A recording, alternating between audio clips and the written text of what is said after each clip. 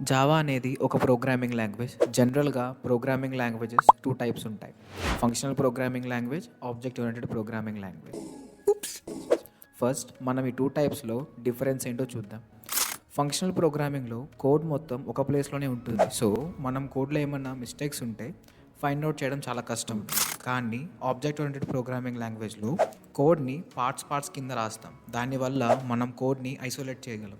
So ఏమైనా mistakes ఉంటే find out చేయడం ఈజీగా ఉంటుంది. ఇందులో జావా ఊప్స్ కేటగిరీకి సంబంధించింది.